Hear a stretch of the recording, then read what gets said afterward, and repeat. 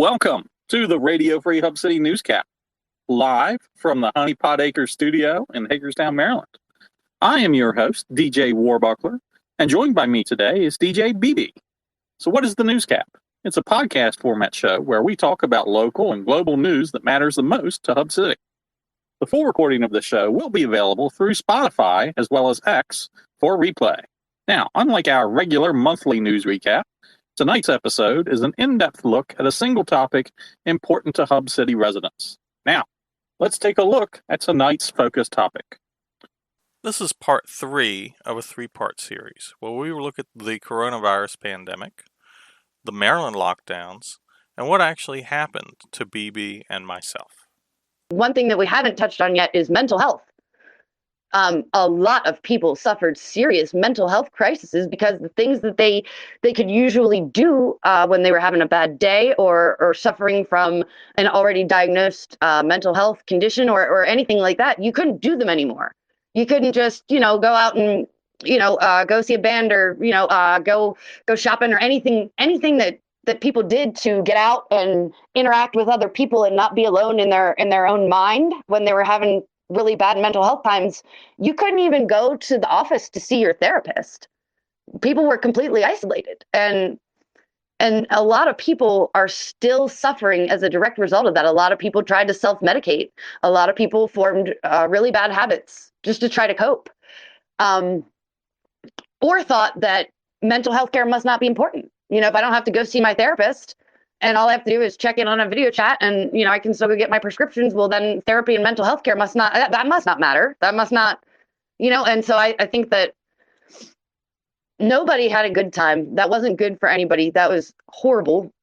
And we should not cherry pick whose bad experience is true and whose was not. We should just acknowledge that everybody had some kind of terrible crap time, some worse than others, and just help each other move forward and get over it and make sure that, let's be real, this is not going to be the last illness that affects a lot of people. Look back through history. You had, the Spanish flu, any of the plagues, anything like this stuff just happens. So this is not going to be the last time that this happens. Probably not even in our lifetime.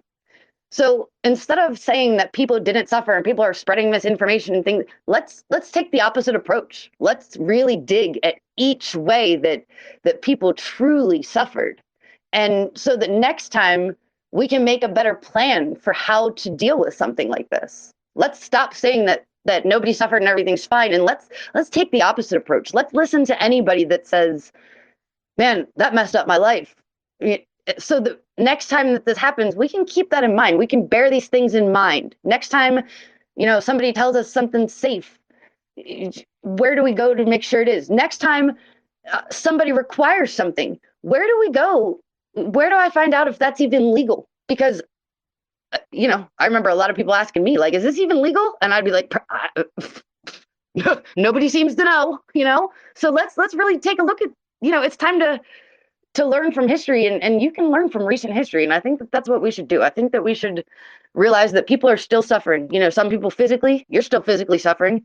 Yeah. Some people financially, some people mentally, some children are behind in education. There are people still suffering. It is the pandemic has been declared over, but the aftermath of that is only just beginning. And we don't know how long people are going to suffer. And so it's time to stop denying that people suffered and really take a look at how they suffered and why, so that we can prevent that from happening to ourselves and future generations again. Like, let's learn from that, like we have from every other, we learned, if you look back at the plagues or anything like that, we learned that, killing all the house pets is a terrible idea because it was spread by rats. We learned that wearing a mask that looks like a bird that's got garlic in the beak is not going to keep you alive. It's okay to admit, we didn't know what to do. We did the best we could, but we screwed the pooch kind of. Let's learn from it. Let's come up with a better response. So let me share some additional data, because there is one.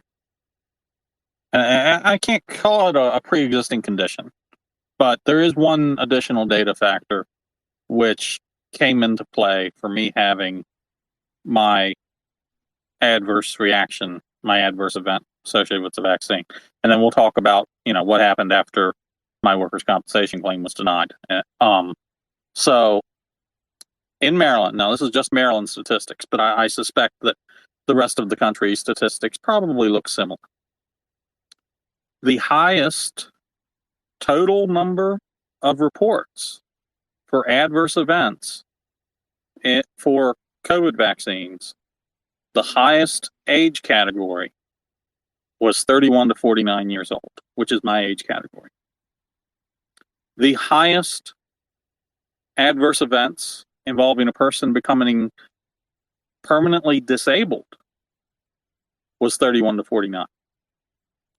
The highest number of events in which a person had a life-threatening adverse event was 31 to 49. Now, let me give you some additional statistics. For the actual COVID-19 deaths, the third lowest age category for COVID-19 deaths was 31 to 49. For race, the second lowest category for COVID-19 deaths was Caucasian, with only Asians having fewer deaths. I was in one of the lowest risk categories for dying from COVID. And yet, I was forced to take the vaccine where I was actually in the highest age category for becoming personally disabled or having a life-threatening adverse event occur. Now, if I would have had this data, then there's no way I would have taken the vaccine. But once again, the vaccine was not put through long-term trials. The vaccine test groups were smaller, and we were consistently told that it was safe and effective, and that anyone who told you otherwise was a conspiracy theorist and was summarily censored. So, based upon the data I had available at the time, I took the vaccine.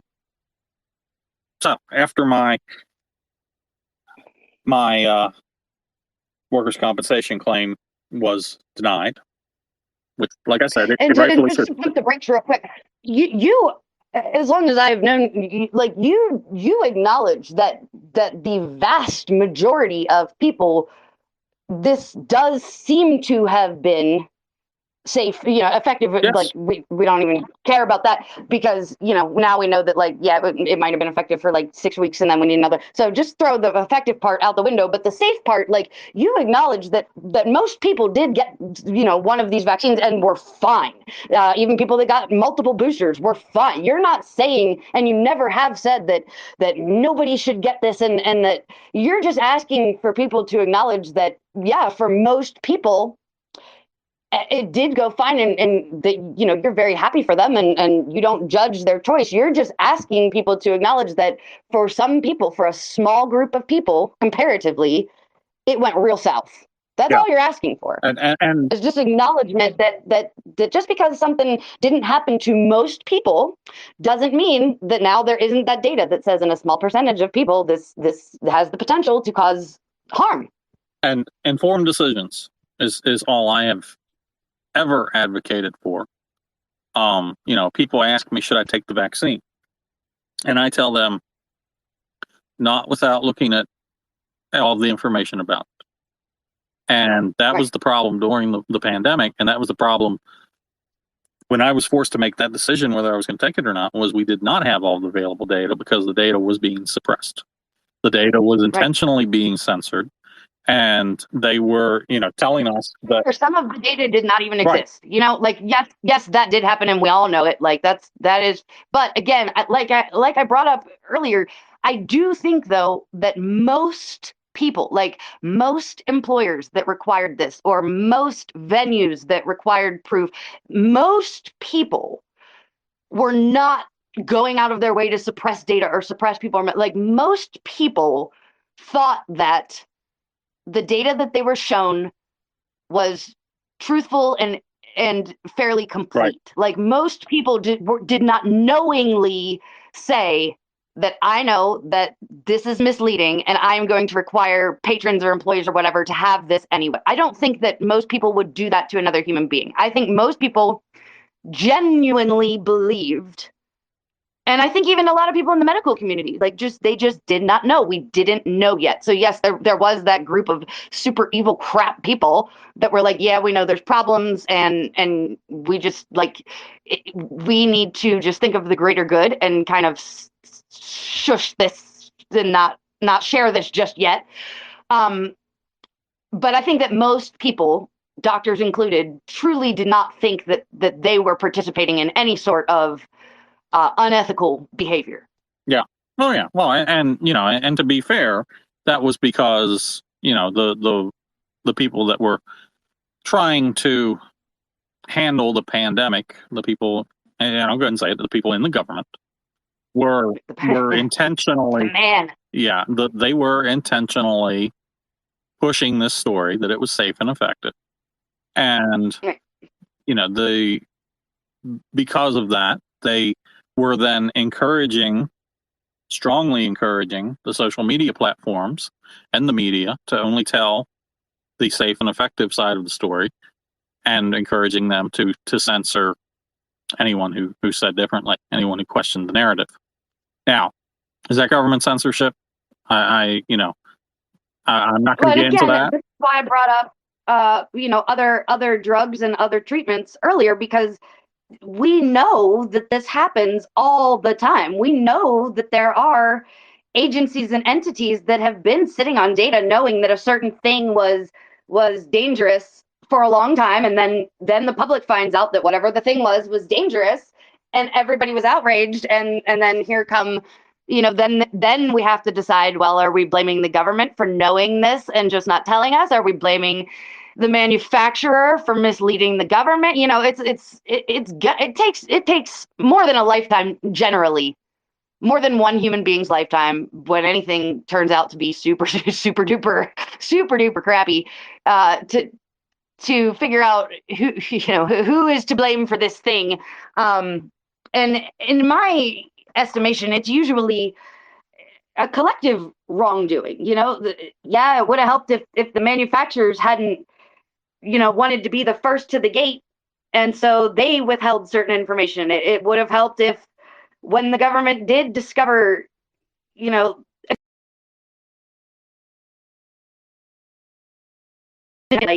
would have just been nice to have the truth. But this is definitely not. That's why I don't understand why people find it so hard to believe. It happens every day. I mean, like, applesauce just got rigged. People were dying from applesauce. Like, it's not like it happens. It happens. The public has sold consumable things in any sector, medical, like just food, anything that turns out to be dangerous and bad. Like, it happens all the time. So, there's no sense in saying that it doesn't happen or that it didn't happen. Like, it 100% does happen. It 100% did happen. And so let's just acknowledge that. Like, it happened. That's what happened. Yeah. So after my claim was denied, there wasn't much else for me to be able to do as far as getting compensation or any sort of recourse at all, because my medical records didn't exist. And now there is a vaccine injury program that the COVID-19 vaccine falls under, and that program allows you to get compensated for expenses associated with the vaccine injury. Now, to apply for that program, you need to have a full medical history to submit to them, which I do not have anymore because my doctor office does not exist anymore. But still, like, a lot of people probably do, so this is helpful. Like, hey, if this happened to you, this is the part to listen to, Yeah. And I had I had a 1 year filing window, which of course that's now long past. So even if my medical records were to magically resurface, I can never file a claim. But even if I would have had my medical records, and I would have had I think it's a 3% chance is all that they ever pay out. Is there's only a 3% chance that you're actually going to see some sort of compensation through the program. And I was just reading the statistics, and it's in the tens of thousands of dollars is the total amount of money that program has paid out for COVID vaccine. Tens of thousands. And I'm not talking per case. I'm talking total. That's it. Total. That's all they paid out. Yeah, and I know I personally know that there are a couple class actions that are on the way. Like I think this is going to be one of those things where like first we were denying it happened at all, and then we're only going to acknowledge like a very few extreme cases with the best documentation. But I do think that in the coming years, it's going to be much easier because, you know, people like you are just going to keep telling your story. And I mean, really, that's just what people need to hear. We're not going to shut up. We're not going to stop telling the truth about what happened to people, and we're not, because that's not what you do when someone suffers. That's not what you do. It's not the appropriate response. So the good news is that the more time that passes, the easier it will be for victims to at least get some acknowledgement. And I think that that's probably what, you know, like compensation in monetary form is fantastic. That's very useful. But just as a human being, to just have someone acknowledge, like, yeah, that happened to you, I think probably a lot of people would be happy with that. Well, I mean, what I would really love, what I would really, really love isn't compensation, but a fix. I you know, and I'll get to what my long-term effects have been shortly, but you know, so you know, and under that compensation program, the only compensation that I would have been eligible for would have been my expenses, which was a couple $100 ER deductible. So I'm going to have to somehow make all of my non-existent medical records, find them somehow, go through the entire lengthy process, which is like a multi-month, probably almost a year process of filing claims, filling out questionnaires, and filling out all the paperwork, just for a 3% chance that I'll get a couple $100. So needless to say, I knew what my odds were on that. I knew what the return on that was going to be. That was not worth it. And you know, and at the same time, it doesn't do anything to fix things. It doesn't do anything to end the pain that I'm in.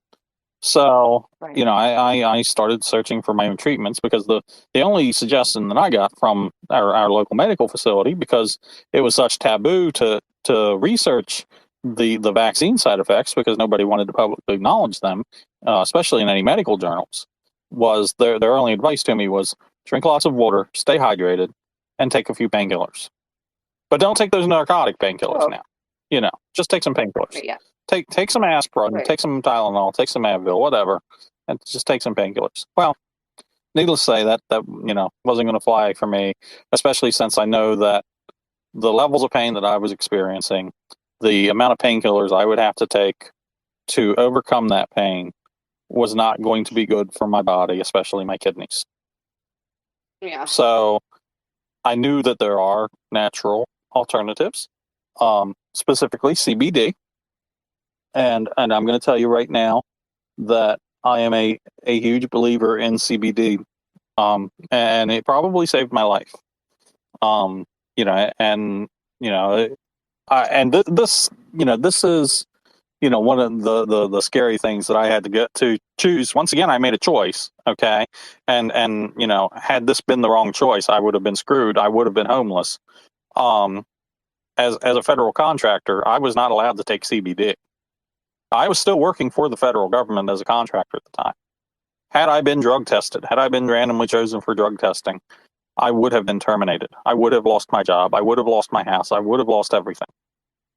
But at that point, I figured, well, what do I have to lose? And I didn't have much to lose, because it was either I find some sort of pain management method, or I'm not going to have a job anyway, because I wouldn't have been able to function at the job. So Uncle Sam, if you're listening, by the way, I worked for you for almost a year while still taking CBD. Come at me, bro, because this was your doing. I took it because of you, because you made me take that shot. So yeah. So I just wanted to put that out there to the universe. But I also found some other, supplements that helped with some of the other symptoms. And let me tell you about some of the symptoms. And I still have these symptoms come back on a recurring basis. Fortunately, I no longer have them constantly like I did for, I want to say it was a year and a half. Yeah. So in addition to the body-wide pain, which was debilitating at times, by the way, and still can become debilitating, memory loss. I do not remember significant years of my college life. Right. Long-term memory loss. Short-term memory issues as far as what happened to me during the most painful parts of my adverse reaction. And I think that might actually that not necessarily actually memory loss. I think that's my body just trying to prevent me from remembering the trauma, because that is definitely something that happens. Trauma response, yeah. It's your brain literally trying to protect you, And then the other side effect that, and I mentioned this, you mentioned it, is brain fog. Vaccine fog is actually what it is, and that consists of basically just being unsure of what you're doing, unconfident in what you're doing, not necessarily remembering all the details on how to perform what you're doing, and that's temporary. That comes and goes. But I was, and I don't remember the incident in the parking lot, but I do remember there were several times that, when I was programming, because I was a programmer, I wrote computer programs, that I would be writing a computer program, and this will happen to me every, still. And then this is, part of why I had to leave computer programming as part of my job. Computer programming became extremely difficult for me in that I was not confident that what I was doing was accurate. Now, originally I thought it was just I couldn't remember what the computer code, right. But no, it's more of I probably remember it, but I'm unsure that I'm doing the right thing. I'm unsure that I'm typing the right thing. Right. And, thank God I had some amazing coworkers then, because they covered for me, and they saw that I was suffering, and they covered for me, if and there was sometimes I did make some pretty bad mistakes in my programming. They catch it, thank goodness. And if there was times where, I wasn't sure of what I was doing, like if I had to do like a presentation or something, my coworkers would step in and they'd help fill in with the presentation sometimes.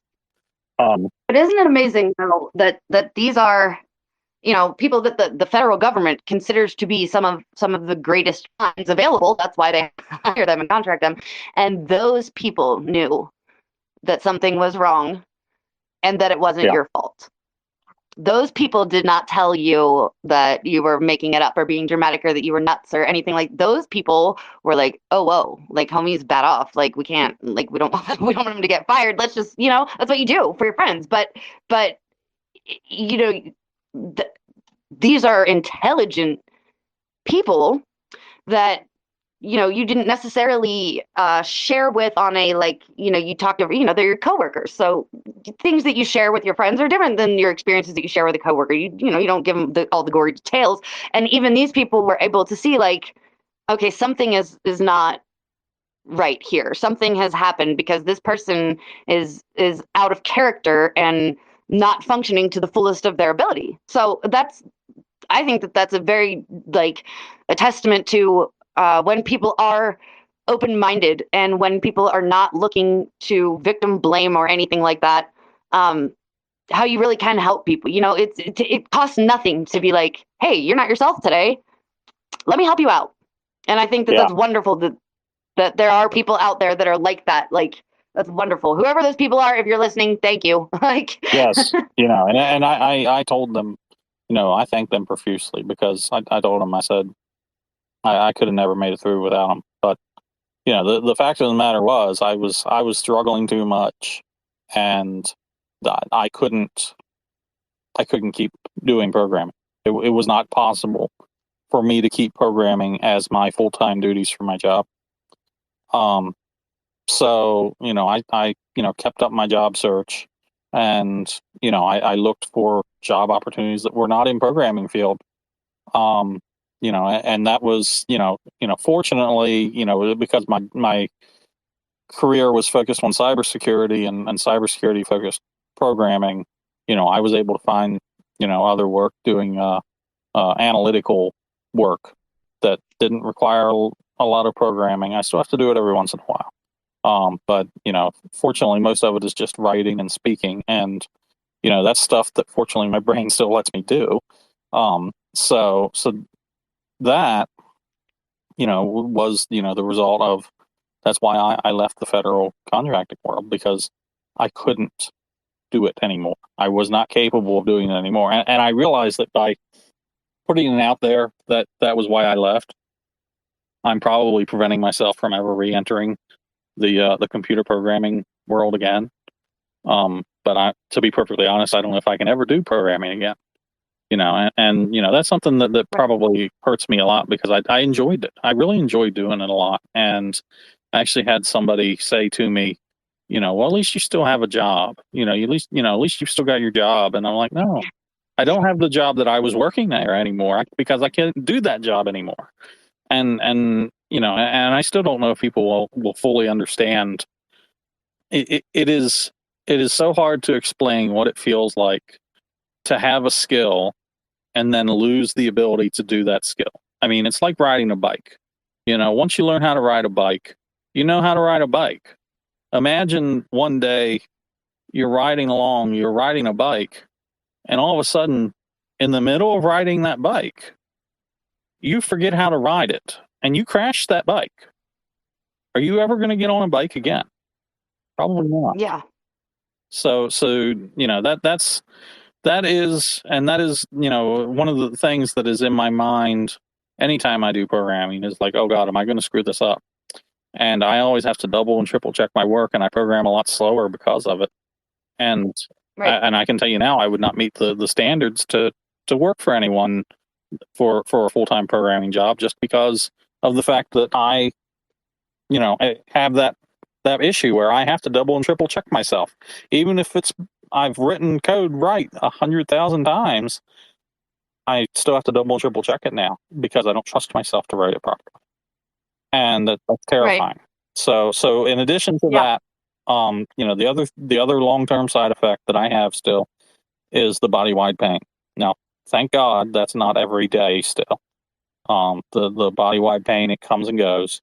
It's about once a month. Now I know that you seem to have linked it to possibly to solar activity, and then I don't question that data, but at the same time I hope that's not true. I can control I haven't figured it out if it's coincidental or anything. I just so for people that don't know, obviously this has been a long process for old DJ Warbuckler, and so I just secretly, whenever he was having a bad day, I just kind of started noting like what he said was wrong, and then I would note other things like what the weather was like outside, what time of day he was feeling crappy. And I didn't know if any of this would ever be useful, or if I would ever be able to establish any sort of pattern.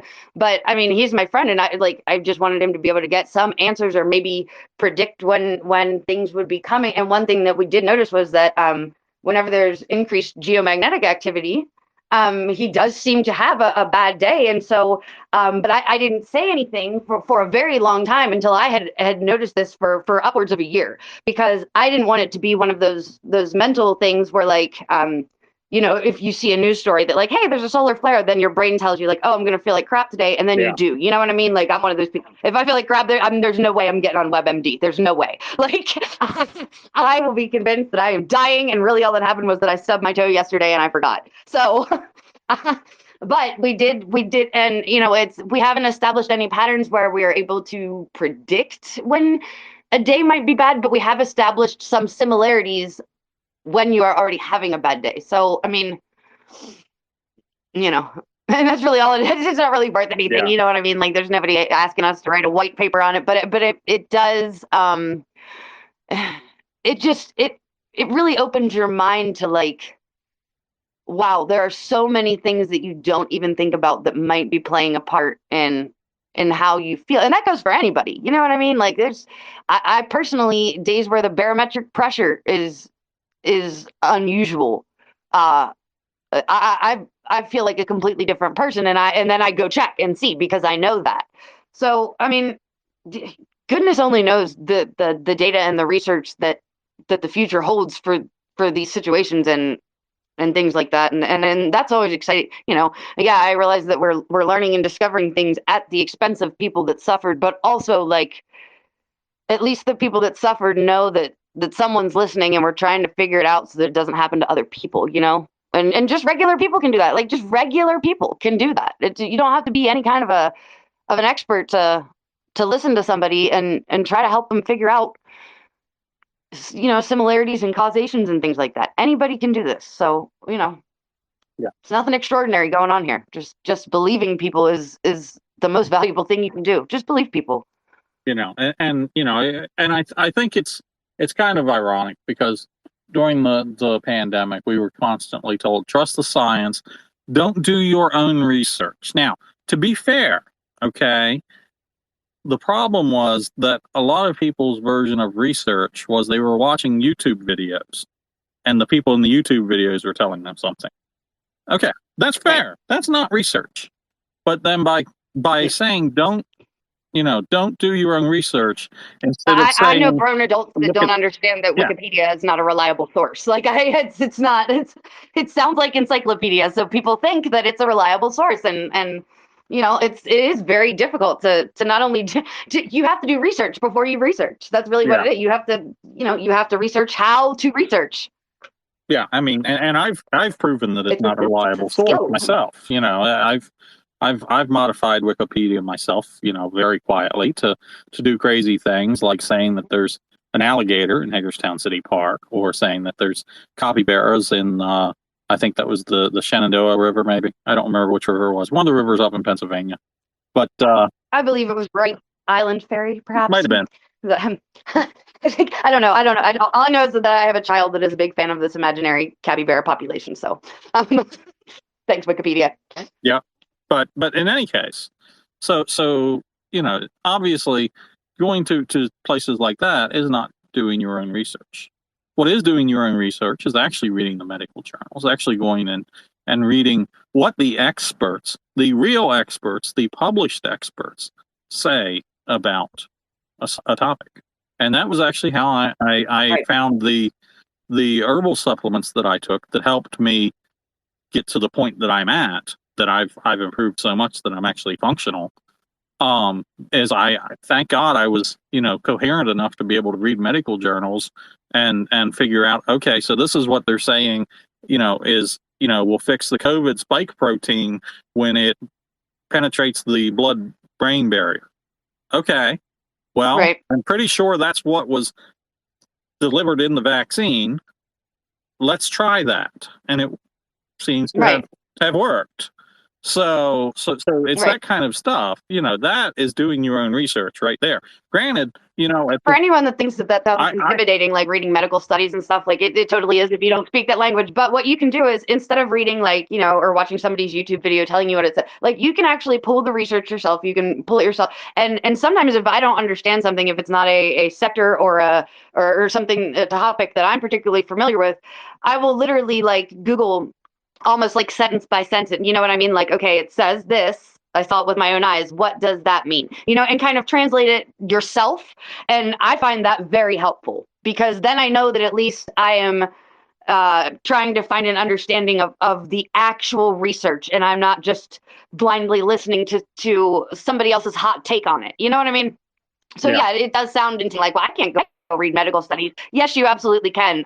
You totally can. It's not scary. It's not hard. It's actually really interesting. And I highly recommend.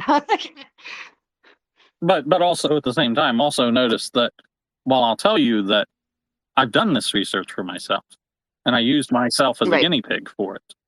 Okay, and yes, that is absolutely, that is how you do research. Is you form a hypothesis and you try that hypothesis out. In this case, I tried it out on myself, and it seems to have worked. With that said, I will never publish that research.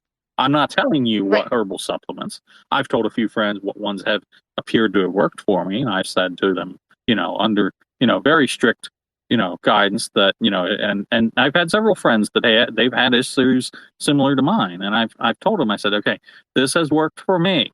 It may not work for you. Right, and that goes with anytime someone's asking you for advice about anything. That's really the best thing to do is just say, well, I can tell you what works for me, but I more recommend you letting me explain to you how I found what works for me so that you can go find what works for you. I'm not saying that like I'm sure you're not saying like, well, I have found, something that works for people that suffered from injury. No, you have found a few things that helped you. So, you can share those things, but you can also share how you discovered those so that people can go do their own research and things. You can tell people where to find the information that led you to try different things, and that's very helpful for people to just, because a lot of people just they want to know, they want to learn, but they just don't know where to start. Like they just don't. So just don't be scared. Just dive in. Just go. You can literally like put any medical condition or anything, and then just put like recent studies and just pull private studies, government studies globally. It's all available on the internet for free to anyone who wants to know. Just go look. Yeah. But but the last thing I will do is I will make a YouTube video. I will not do that. I will not make a YouTube video making claims as far as this is how you can treat such and such, because once again, I'm not a medical professional. I'm not going to claim to be a medical professional. The only supplement that I have mentioned here is CBD. Why have I mentioned that one? Because there is medical proof that it helps with pain relief, that it helps with managing pain more important. Yeah, I have arthritis, patients. and yeah, I have arthritis, and the CBD like topical cream is fantastic. So I mean, you're right. That is just generally accepted and recommended pain relief in general, especially for people that are trying to avoid, like you said, if you take an aspirin or take a Tylenol or whatever, every time you experience that pain, that does wind up causing more harm than good. Like it's inadvisable. It says right on the bottle, like don't take more than however many in however many days or whatever. So CBD is one of those things that they do recommend that you try to either supplement or replace more conventional forms of pain management. So, I mean, that doesn't sound wild at all. That sounds perfectly reasonable. Unless, of course, you work for the federal government, which that, my friends, is, probably one of the other things that forced me out of my career, was because I didn't want to live day to day worried, am I going to get a random drug test tomorrow and lose my job? Now, did I ever have a random drug test my whole time during that? I got a lot of friends that know what that's like. But at the same time, just people hoping they don't get drug tested because they can't do their job.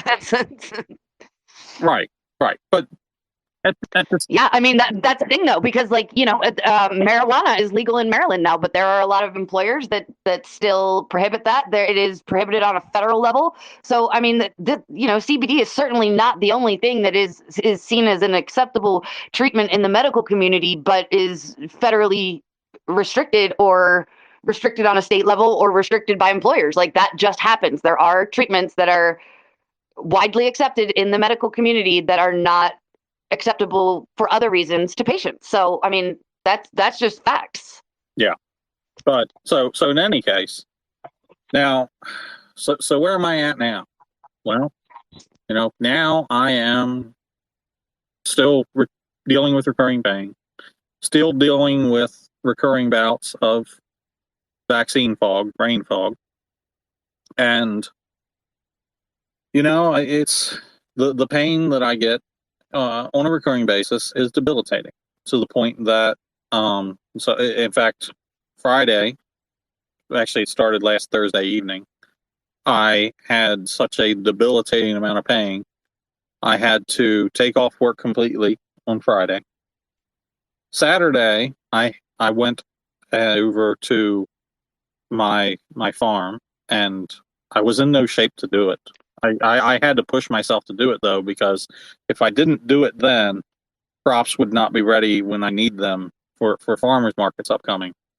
So I went over to the farm for, I want to say, 3 hours, and then I came back home and I went straight back to bed. So my day consisted of, I slept, I got up, and I went out for 3 hours, and I went home and went back to bed. I barely even remember Sunday. And then Monday, I managed to work for a few hours, and I then had to take off the rest of the day then as well. So now, to be fair, apparently part of the reason for it being extended, usually it doesn't last that many days, but to be fair, part of that was my own doing. All right, and full cards on the table. I do have a mushroom allergy. By the way, mushrooms are not in the vaccine, so that could have not caused any of this. I do have a mushroom allergy, and yeah, I know.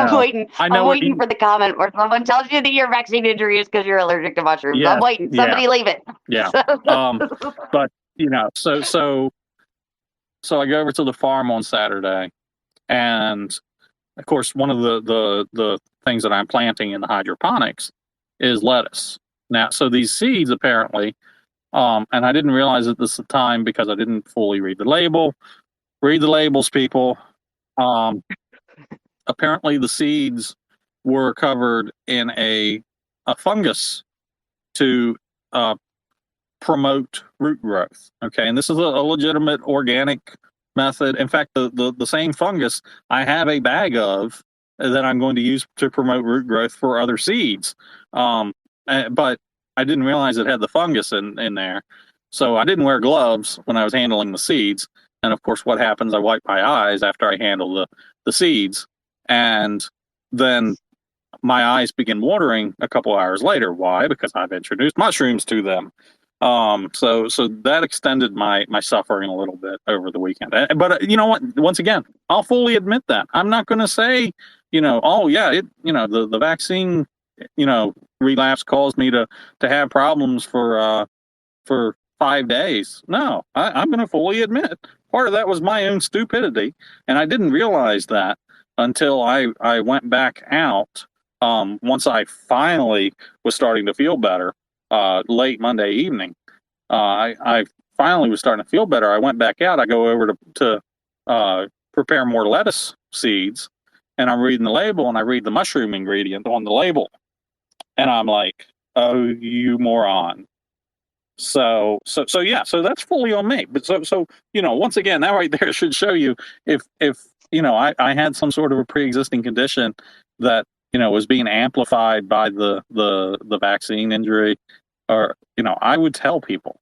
I would absolutely tell people, right. and I'd be happy about that. You know why? Because there's treatments for that kind of stuff. You know why? Right. Okay. Hey, the solution to the whole mushroom thing is you wear gloves and you don't rub your eyes when you've had mushrooms on your hands. You don't eat mushrooms. Okay. I know how to treat that. I know how to avoid that. But it's the vaccine injury by itself that has no amplifying causes. I can't treat that because there is no treatment available, because there is no research. They're finally starting to do research on it, but it's going to be long. Why? Because it's going to take the same amount of time it would have taken for them to study the vaccine had they properly studied the vaccine. We're talking 10 years. Okay, so in the meantime, I have to keep trying to use different herbal supplements and stuff like that. But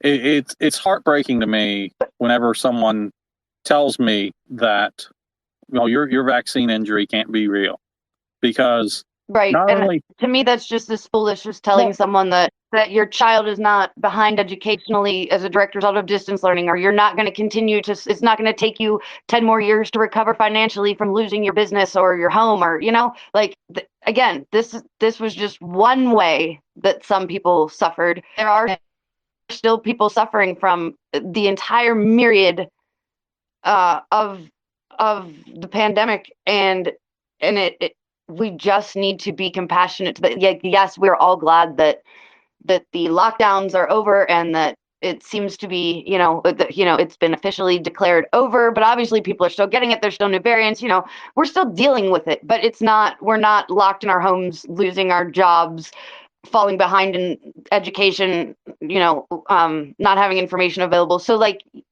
there, for the people that did suffer, if you lost your business, it's okay that you haven't recovered from that yet. We understand. If your child is behind, it's okay. We understand how that happened. So it's the same with the vaccine injury.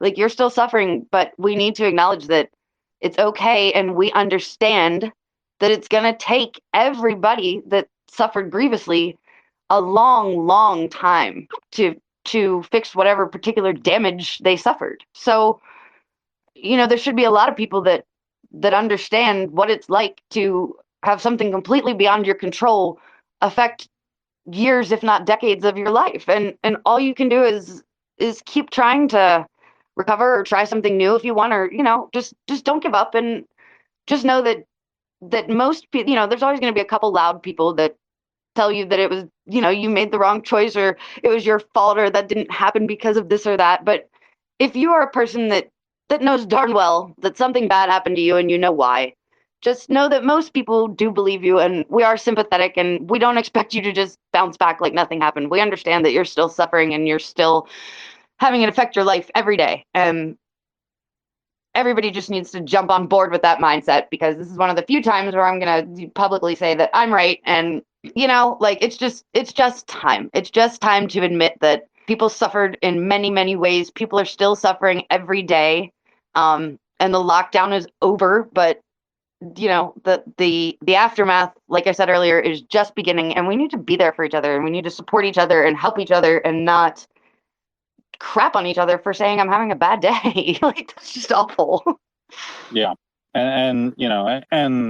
We have successfully turned what was supposed to be a half-hour podcast into a 3-hour podcast, by the way. So we should probably wrap it up. But before we do, the important part of this, the super important part is that we realize that the first step in fixing a problem is acknowledging a problem exists. Stop trying to stop denying that a problem exists. Help us fix the problem. Help us fix the people that have been so terribly injured by this vaccine, like myself. That's what we really want. I get zero benefit from sharing my story. I don't get paid to share my story. I've had people offer me money to try to help me, and I always turn them down. And Right. Because that's not why I share my story. I fortunately still have a job for now, unless I get worse or something happens to that job.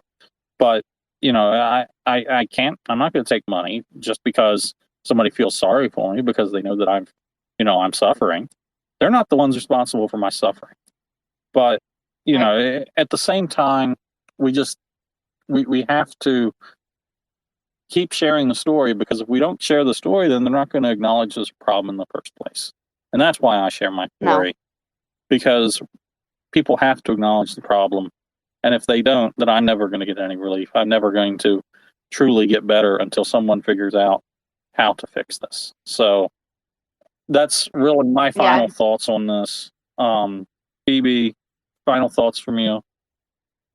Yeah, I would just like to say what I started with, that everybody's response is nobody forced anybody. Everybody had a choice. And I think that we have very detailed demonstrated, everyone did have a choice, but we need to remember what the choices were that people were presented with, and have sympathy and compassion that in some cases, in many cases, there was no good, clear choice, and people did the best they could. So, if you know a kid that's struggling and you're a good tutor, help them. If you know somebody whose small business closed, check on them, see what they're doing now, see what you can do to support them. If you know someone that was injured from either the COVID or the vaccine, just check on them and say, I believe you, you're not nuts. Well, I'm sorry that that's happening to you. That's all you need to do.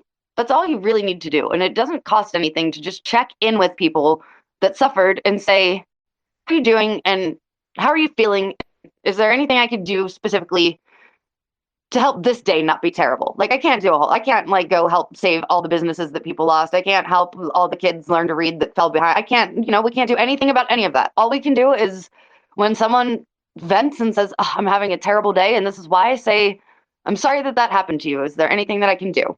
And that's just it. Just be decent about it. Yeah, I couldn't say it better myself. So, well, thank you, BB, tonight for all of your assistance and helping me through this. Because I'll be honest, there was a couple points where I was glad you broke in and spoke up, because I was starting to get a little choked up. I don't know if you could tell that or not, but in any case, thank you for that. Hold on yourself. Way to go. Yeah, so this was supposed to be a half-hour podcast. I'll probably end up breaking it into a 3 parts for Spotify. So if you're listening to this on Spotify and you've gotten to this part, thank you for listening to all 3 parts. You're amazing. Thank you.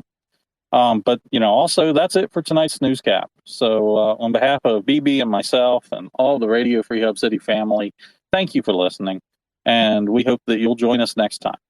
And don't forget to visit our website for more local and national news at radiofreehubcity.com.